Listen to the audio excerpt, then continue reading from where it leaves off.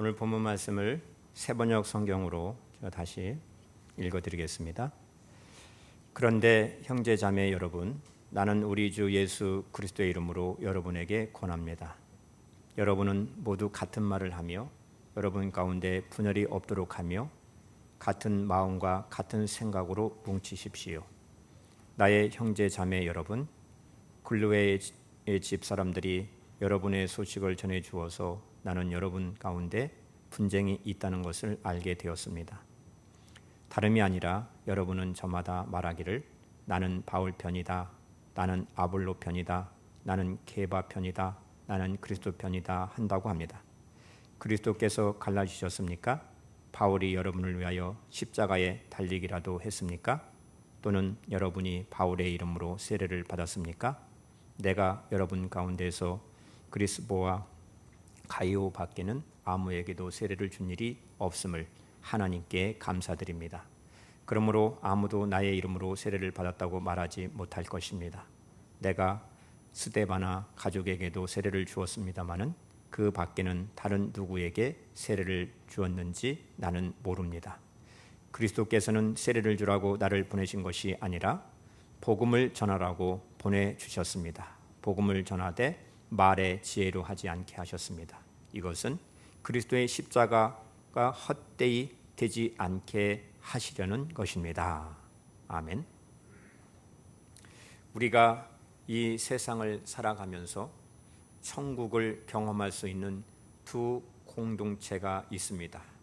예수님 안에서 하나가 된 가정입니다.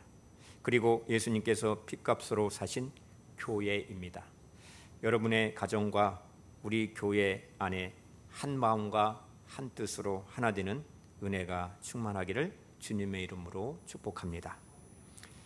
니셀 무어가 쓴 하나님과 동행하는 폭풍 속의 가정이라는 책이 있습니다.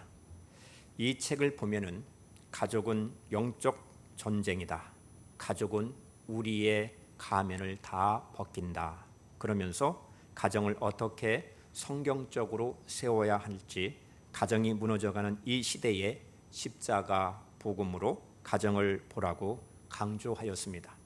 가족 구성의 기본이 되는 남자와 여자가 만나서 서로 사랑함으로 결혼을 하고 가정을 이루는 가정 속에서 축복의 비결은 십자가로부터 시작해야 함을 강조하고 있습니다. 가족 구성원 모두가 인생 여정에서 그 십자가를 붙들고 가는 것이 천국을 소망하게 만든다라고 이야기하였습니다. 오늘 우리가 부른 찬송가 가사처럼 거친 세상에서 실패하거든 그 손 못자국 만져라. 우리를 위해 십자가를 지신 주님의 못자국 난 그 손을 기억하면 할수록 그 십자가는 우리에게 위로가 되고 힘이 되고 격려가 되고 용기를 주고 회복이 되는 놀라운 천국의 열쇠가 바로 주님이 지신 십자가인 것입니다.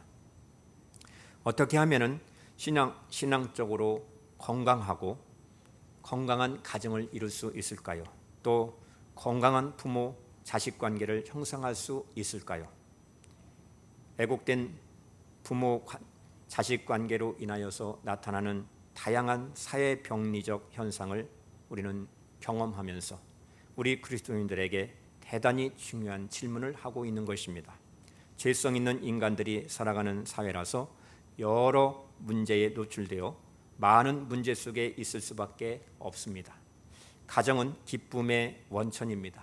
동시에 고통이 수반됩니다. 어떤 사람은 부모를 원망하며 평생 살기도 하고 어떤 사람은 자녀 때문에 평생 걱정하고 염려하면서 삽니다. 가족은 우리의 치부를 다 드러내는 것입니다. 코로나19 이후에 만들어진 신조어가 있습니다. 코로나 이혼이라는 신조어가 생겨났습니다.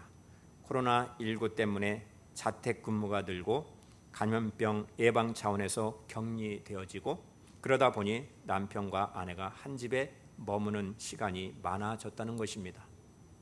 그러면 부부 금슬이 더 좋아야 되고 행복해야 되지 않을까요?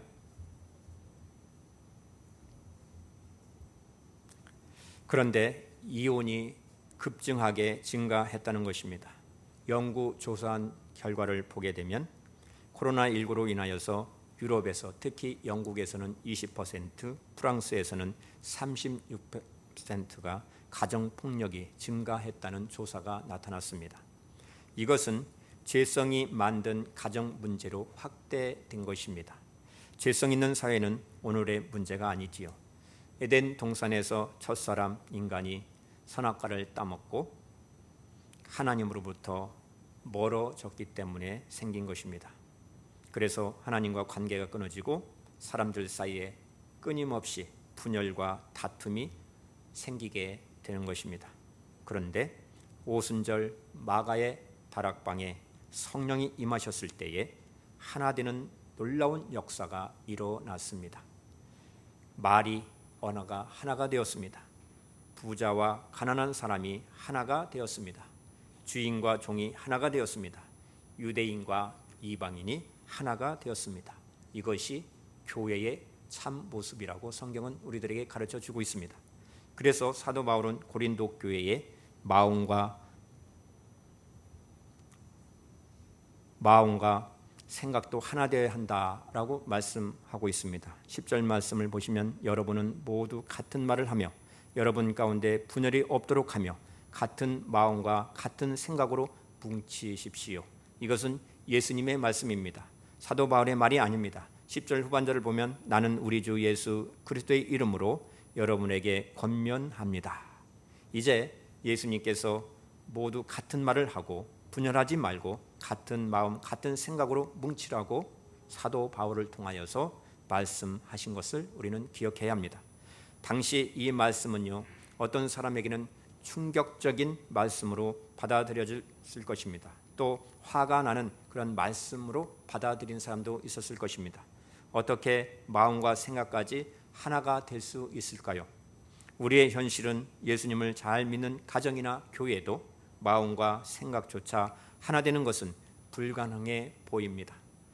마음과 생각이 그리고 겉으로 분열하고 갈라지는 일이 너무나도 많습니다. 그런데 우리가 어떻게 마음과 생각조차 하나가 될 수 있을까요? 주님께서 사도 바울을 통하여서 하신 말씀입니다.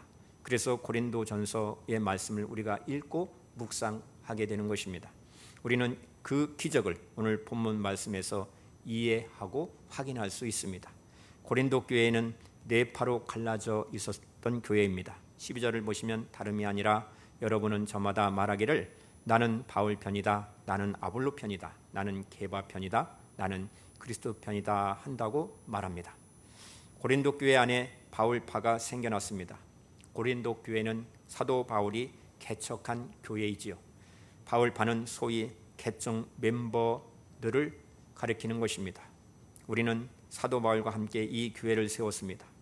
사도 바울로부터 우리는 하나님의 말씀을 배웠습니다. 사도 바울에게 우리는 세례를 받은 사람입니다 라고 주장하는 사람들의 이야기입니다. 그런데 아볼로파도 생겨났습니다. 아볼로는 바울이 떠난 고린도 교회의 후임자로 바울의 사역을 계승을 하고 같은 사역을 하는 사람이었습니다. 아볼로는 성경에 능통하였고 언변력이 좋아서 많은 이들이 그의 설교의 은혜를 받았습니다. 그러다 보니 고린도 교회 안에 아볼로파가 생겨나게 되었던 것입니다. 또 게바파도 생겨났습니다. 나는 예루살렘 교회 출신입니다. 예루살렘 교회가 모태 교회입니다. 장작 교회입니다. 나는 게바에게 세례를 받은 사람입니다. 나는 전통 있는 원조입니다. 이것이 게바파의 주장하는 말이었습니다. 그러자 우리는 그리스도파라는 분류도 생겨나게 되었습니다. 따지고 보면 어느 누구든지 예수 그리스도파입니다. 그들은 그리스도파라고 주장은 하였지만 그들의 주장에는 진정으로 예수님의 편에 선 사람은 아니었음을 말씀을 통하여서 볼 수가 있습니다. 여러분은 이런 고린도 교회가 이해가 되십니까? 더 심각한 문제는 저들이 분열하고 갈라지고 싸우는데 적응이 되어져 가고 있다는 것입니다. 교인들이 너무 쉽게 나누어졌던 것입니다. 사도 바울은 고린도 교회 안에 파가 이루어진 것에 대하여 너무나도 마음이 아팠습니다. 이것은 거듭나지 못한 타락한 인간의 본성에서 나온 것입니다. 우리는 무엇보다도 우리 안에 분쟁이 있는 것을 심각하게 여겨야 합니다. 사람들이 모인 곳이니 어쩔 수 없이 일어나는 현상이라고 이야기하면 아니 됩니다. 그것은 분열의 영인 마귀의 역사를 허락하는 것임을 분명히 알아야 됩니다. 사도 바울에게 이 사실을 알린 사람은 글로에라는 성도의 집 사람이라고 하였습니다. 11절 말씀을 보시면 나는 형제자매 여러분 글로에의 집 사람들이 여러분의 소식을 전해주어서 나는 여러분 가운데에 분쟁이 있다는 것을 알게 되었습니다. 이것은 고자질한 것이 아닙니다. 글로에는 정말로 심각한 문제가 일어나고 있음을 깨닫고 애통하는 마음으로 사도 바울에게 전했던 것입니다. 교회에서 분쟁이 일어나면 교인들 사이에 틈이 생겨나면 그것은 예수님의 몸을 찢고 있다는 의미로 받아들여야 하는 것입니다. 13절 말씀을 보세요. 그리스도께서 갈라지셨습니까? 그리스도께서 어찌 나뉘었습니까? 예수님의 몸을 가르다니 상상할 수 없는 일이 나타나고 있던 것입니다. 이 분쟁은 영적으로 분별하지 못하면 그런 일을 자연스럽게 저지르게 된다는 것을 우리들에게 가르쳐 주고 있는 것입니다. 공동체 안에 갈등이 생기면 남을 탓하기 전에 나 자신을 먼저 점검해 보아야 합니다. 사도 바울은 자신들이 바울파라고 하는 교인들에게 먼저 말을 합니다. 13절 말씀, 바울이 여러분을 위하여 십자가에 달리기라도 했습니까? 또는 여러분이 바울의 이름으로 세례를 받았습니까? 사도 바울은 아볼로파, 게바파, 그리스도파 사람들에게 말을 하지 않았습니다. 바울파라고 주장하는 사람들에게 말하였습니다. 오늘날 한국 교회가 우리 그리스도인들이 이런 자세를 가져야 하는 것입니다. 자기 편 사람에게 우리는 같은 마음으로 뭉치자라고 말하면 아니 된다는 것입니다.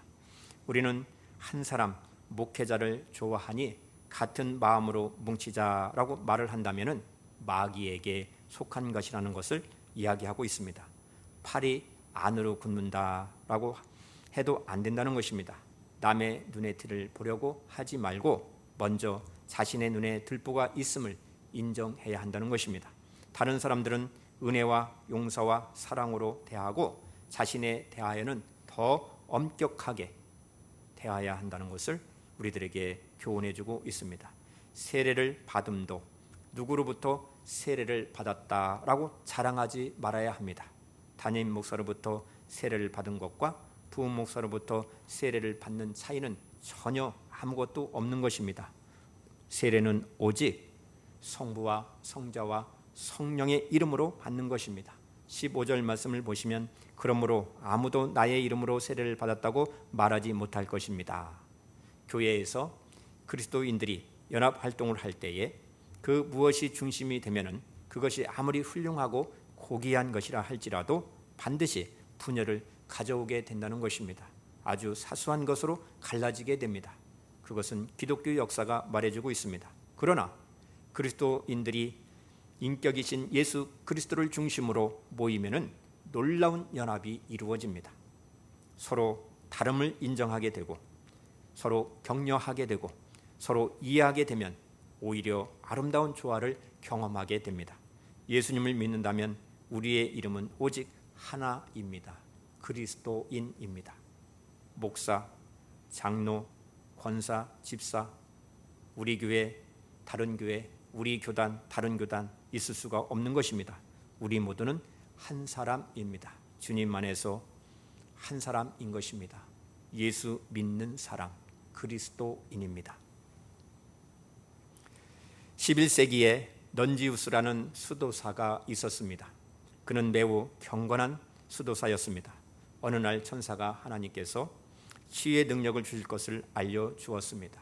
넌지우스는 처음에 거절하였습니다. 넌지우스가 천사에게 말합니다. 하나님께서 친히 치유하시기를 바랍니다. 그러나 천사는 안 된다.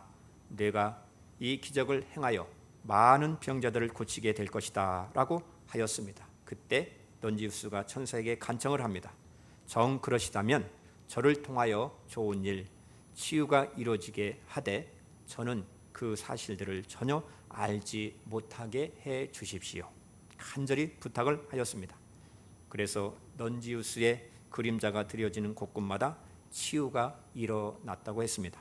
많은 병자들이 치유를 받고 땅이 기름지게 되고 샘들이 솟아나게 되고 삶의 터전이 아름답게 되어지고, 그러다 보니 많은 사람들의 얼굴에 기쁨의 감동이 충만하였다는 것입니다. 넌지우스는 그것에 대하여 전혀 아는 바가 없었다라고 이야기하고 있습니다. 그렇습니다. 우리에게 중요한 것은 오직 예수 그리스도의 십자가 복음뿐입니다. 17절 말씀, 그리스도께서는 세례를 주라고 나를 보내신 것이 아니라 복음을 전하라고 보내셨습니다. 복음을 전하되 말의 지혜로 하지 않게 하셨습니다. 그것은 그리스도의 십자가가 헛되이 되지 않게 하시려는 것입니다 라고 말씀하고 있습니다.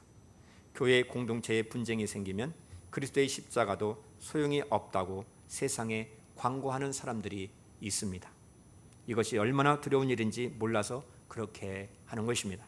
그러나 우리 그리스도인이 하나가 되면, 우리 가정이 하나가 되고 교회가 하나가 되면 비로소 세상에서 예수님이 영광을 받으시게 되는 것입니다.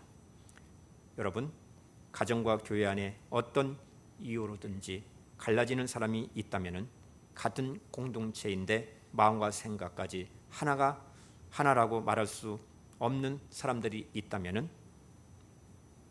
십자가의 예수 그리스도의 마음을 품어야 합니다. 언제나 십자가의 예수님 편에 서게 해 주십시오. 언제나 주 예수님만 따라가게 해 주십시오 라고 기도해야 합니다.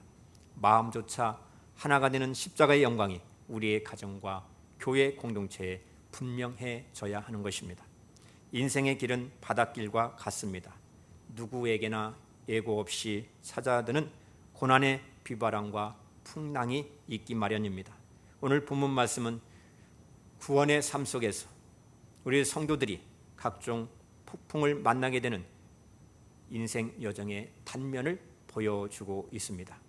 그리스도인이 세상에서 갖는 다양한 관계에 대하여 말씀하고 있는 것입니다. 교회 안에서 남편과 아내, 부모와 자식, 그리고 당시 사회적, 경제적 관계인 주인과 종의 관계입니다. 그러니 내가 어디 편에 속해 있느냐에 따라서 파가 생기게 된 것입니다. 우리의 인생의 바다 풍랑이 왜 일어나게 될까요? 하나님께서는 모든 일을 섭리하시고 계획하심으로 그 일들을 통하여서 하나님의 뜻을 이루기 위한 주님의 분명한 목적과 의미가 포함되어 있음을 우리는 이해해야 합니다. 우리는 어떻게 해야 인생의 풍랑의 바다에서 안전하게 항해할 수 있을까요? 교회는 사람들이 상상하지 못하는 영적 요소가 있습니다. 먼저 교회는 성령의 전이라고 했습니다. 예수 믿고 구원받는 사람들이 모여 예배를 드리고 말씀을 배우고 하나가 될 때에 교회는 성령이 충만하게 임한다라고 말씀하고 있습니다. 사도 바울은 고린도에서 복음을 전해 대부흥을 일으켰습니다. 사도는 고린도에 복음을 전할 때 두 가지를 조심하였습니다. 첫째, 그리스도의 십자가 외에는 전하지 않겠다고 결심하였습니다. 당시 고린도에는 유럽에 속해 있지만 사도 바울은 아시아 출신입니다. 바울은 아테네 전도에서 지적인 설교가 사람들을 변화시키거나 성령의 역사를 일으키지 못한다는 것을 깨닫게 되었습니다. 당시 고린도나 그리스에서는 돈을 벌고 지식을 가르치는 소피스트가 큰 인기를 끌었습니다. 사도 바울은 엄청난 지식이 있음에도 불구하고 지적인 설교를 하지 아니하였습니다. 오직 십자가 복음만 전하였습니다.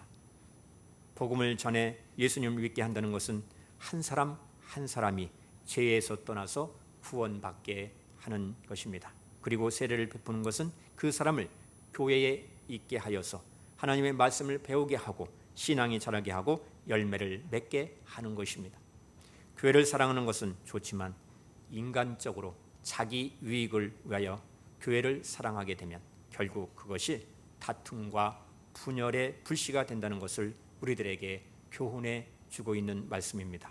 여러분, 아가페라는 이름을 아시지요? 아가페라는 이름이 바로 하나님의 이름입니다. 하나님 자체가 사랑이십니다. 하나님이 우리를 만드신 것도 사랑이시고, 이스라엘을 통하여서 하나님의 백성 삼으신 것도 사랑이시고, 예수 그리스도를 통하여 우리를 구원하신 것도 사랑이십니다. 예수님께서 십자가에 죽으신 것도 우리를 향한 사랑입니다. 지금도 우리를 성도로 부르시는 것도 사랑입니다. 우리가 오늘 이 자리에 하나님 앞에서 예배하는 것도 사랑 때문입니다. 우리가 천국의 소망을 품고 살아가는 것도 하나님의 사랑입니다. 그러므로 우리가 사랑해야 하는 이유는 사랑이신 그 하나님이 우리 가운데 함께 계심을 믿는 것입니다. 혹시 풍랑을 만난 성도님이 계십니까? 물질로 인하여서, 또 연약한 몸 때문에, 또 다른 사람들과의 관계 때문에 풍랑이 되어집니까? 그러면 간절히 하나님을 찾고 기도하시기를 바랍니다. 간절한 기도는 의심하지 아니하고 믿는 마음으로 예수님의 이름에 그 능력을 힘입어 하나님을 더 가까이 찾는 것입니다.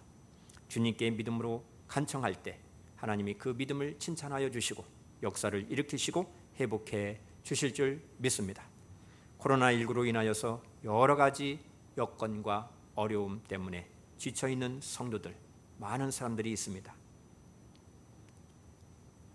지쳐있는 성도, 가정, 교회의 대안이 무엇일까요? 그 대안은 하나님의 미세한 음성을 듣는 것입니다. 미세한 하나님의 음성을 들을 때 우리를 꾸짖기도 하시고, 우리를 격려하시기도 하시고, 우리를 품어주시는 하나님의 그 넉넉함의 사랑으로 우리를 인도해 주신다는 사실을 미세한 음성을 통하여 들으시는 저와 여러분 되시기를 바랍니다. 인생의 풍랑, 고난은 오히려 주님을 체험할 수 있는 기회입니다.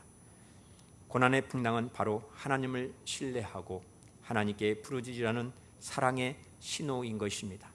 사랑은 어렵고 힘든 상황 가운데서도 그것이 죽음의 상황이라 할지라도 담대한 마음을 하나님께서 주십니다.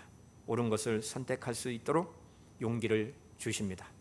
이 사랑이 있기 때문에 예수 그리스도께서 우리를 위하여서 십자가의 길로 걸어가셨습니다. 이 사랑 때문에 예수님의 제자들도 고난과 박해와 순교의 그 상황 가운데서 복음을 들고 나아갈 수 있었던 것입니다. 여러분의 가정은 하나님을 우리 아버지로 모시고 있습니까? 하나님 아버지만이 풍랑과 같은 이 세상 속에서 승리의 삶을 살아갈 수 있도록 함께 하시는 우리의 아버지이십니까?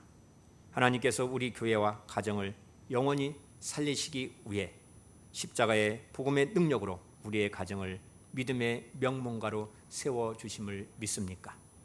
믿음의 가정은 하나님이 주시는 창조 질서의 그 아름다움을 내포하는 것입니다. 성도가 지킬 영원한 가치 중 하나가 바로 가정인 것입니다. 가정의 달, 특히 가정주일에 가장 아름다운 기관인 가정을 우리에게 주신 뜻을 잘 새겨서 하나님이 기뻐하시는 가정을 이루고 서로 사랑하는 우리 온 성도님들이 되시기를 바랍니다. 사랑하는 성도 여러분, 사랑은 우리로 담대한 그리스도의 한 길, 십자가의 길을 걸어가도록 인도하십니다. 사랑을 통해 이 세상에서 그리스도의 향기를 드러내는 진짜 그리스도인으로 살아갈 용기가 생기는 것입니다. 사랑하는 성도 여러분, 귀한 가정의 달, 또 가정주일에 우리에게 주신 이 가정을 사랑하고 형제 자매와 이웃을 사랑하고 주님의 몸된 교회를 사랑하고 섬기는 우리 성도님들 되시기를 바랍니다. 이것을 통하여서 아름다운 하나님의 나라를 이루어 가시기를 주님의 이름으로 축복합니다. 기도합니다. 하나님 아버지 감사합니다. 5월 가정의 달을 저희들에게 허락하여 주시고 특히 오늘 가정주일로 지키게 하심을 감사합니다. 수많은 사람들 가운데 저희들을 하나님의 자녀로 불러주시고 그리스도인으로 하나 되게 하시고 주님 말씀 가운데 인생의 풍랑 가운데 어떠한 항해길에서도 주님만 바라보고 나아가 사랑으로 섬기고 사랑으로 일하고 사랑으로 행하는 복음을 증거하여 한 영혼을 주님께로 인도하며 하나님의 뜻을 이루는 우리 온 가정 교회가 되게 하옵소서. 예수님의 이름으로 기도드리옵나이다. 아멘.